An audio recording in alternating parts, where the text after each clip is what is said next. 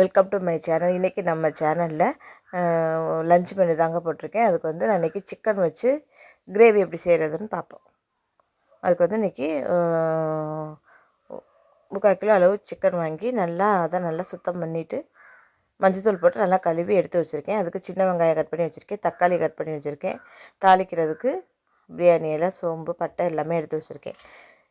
நம்மளுக்கு வந்து கொஞ்சமாக ரொம்ப எண்ணெய் ஊற்றணும் இல்லை, கொஞ்சம் எண்ணெய் ஊற்றி பட்டை, பிரியாணி இலை, சோம்பு எல்லாம் போட்டு பொரிஞ்சதுக்கப்புறம் நான் சின்ன வெங்காயத்தை பூண்டு சின்ன வெங்காயமும் நான் 2 கட் பண்ணி எடுத்து வச்சுருக்கேன். ஒரு கைப்பிடி அளவு போட்டு நல்லா அதை எண்ணெயிலே நல்லா வதக்கி விடணும். நம்மளுக்கு வெங்காயம் வந்து நல்லா வதங்கினா தான் எனக்கு குழம்பாக இருந்தாலும் கிரேவியாக இருந்தாலும் நல்லாயிருக்கும். அதனால் நல்லா வெங்காயத்தை நம்ம நல்லா வதக்கிடணும். நம்ம வதங்கினதுக்கப்புறம் நான் வந்து இதில் வந்து மீடியம் சைஸ் தக்காளி 2 தக்காளி சேர்த்துருக்கேன். நம்ம கிரேவி மாதிரி தானே வைக்க போகிறோம், குழம்பு மாதிரி ரொம்ப திக்காலாம் குழம்பு மாதிரிலாம் வைக்கல.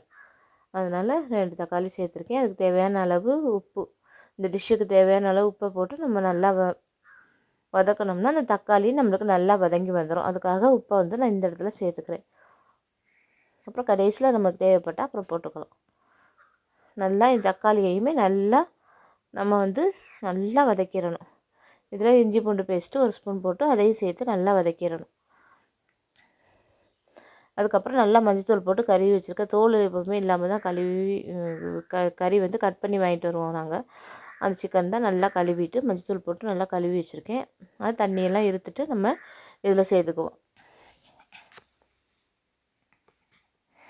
நல்லா இதில் சேர்த்துட்டு நம்ம வந்து அந்த எண்ணெயிலே ஒரு நிமிஷத்துக்கு நம்ம நல்லா கிண்டி விடணும். நல்லா வதக்கி விட்டதுக்கப்புறம் நம்ம வந்து இதில் வந்து மசாலா ஐட்டம்ஸ் சேர்த்துக்கணும். நான் கொஞ்சமாக மஞ்சத்தூள், ஒரு 2 ஸ்பூன் அளவுக்கு மிளகாத்தூள், 3 ஸ்பூன் அளவுக்கு மல்லித்தூள்,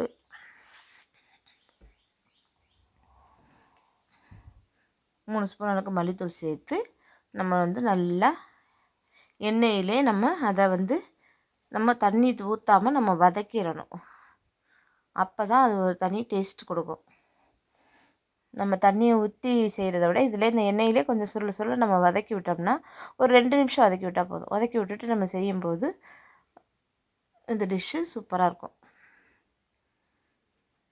ஒரு 2 நிமிஷம் வதக்கி விட்டுட்டு கொஞ்சமாக தண்ணி ஊற்றினா போதும். நம்ம வந்து குழம்பு வைக்கல, கொஞ்சம் கிரேவி தான் வைக்கிறோம், தேங்காய் அரைச்சி ஊற்றி தான் வைக்க போகிறோம். அதனால் நான் கொஞ்சமாக தண்ணி ஊற்ற போகிறேன். தண்ணி ஊற்றி நம்ம வந்து இதை ஒரு மூடியை போட்டு மூடி வேக வச்சிட வேண்டியதான். கொஞ்சமாக தண்ணி ஊற்றிருக்கேன். ஊற்றிட்டு நல்லா அதையும் மிக்ஸ் பண்ணி விட்டுட்டு மூடி போட்டு மூடி நல்லா கொதிக்க வச்சுட்டு இடையில எடுத்து கிண்டி விடணும். நல்லா கொதித்து நம்ம எண்ணெயெல்லாம் நல்லா பிரிஞ்சு வந்துருச்சு. அதே மாதிரி இந்த நேரத்தில் நம்ம சிக்கனுமே நல்லா வெந்திருக்கு. சிக்கன் வந்து ரொம்ப நேரம் வேக எடுத்துக்காது.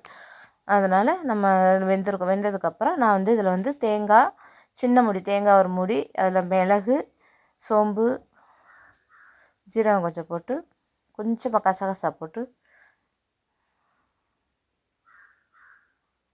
கறிக்கு தான் கசகசா போடுவாங்க, நான் சிக்கனுக்கு கொஞ்சோண்டு போட்டிருக்கேன். கரம் மசாலா தூள் போடலை, அதுக்கு பதிலாக இதை கொஞ்சமாக போட்டுட்டு நல்லா நைஸாக அரைச்சிட்டு இதில் சேர்த்துக்கிறேன். மிக்ஸி ஜாரையும் கழுவி இதில் ஊற்றி கொஞ்சம் தண்ணி கொஞ்சம் இருக்குது. இப்போ இந்த தண்ணி வற்றுற அளவுக்கு நம்ம இதை வேக விடணும். தேங்காய் போட்டுட்டாலே கறி வெந்ததுக்கப்புறம் தான் தேங்காய் ஊற்றுறோம். ஊற்றின உடனே அது கொஞ்சம் நேரம் ஒரு 10 நிமிஷம் வெந்ததுனாலே நல்லா எல்லாம் எண்ணெய் பிரித்து இந்த மாதிரி வந்துடும்.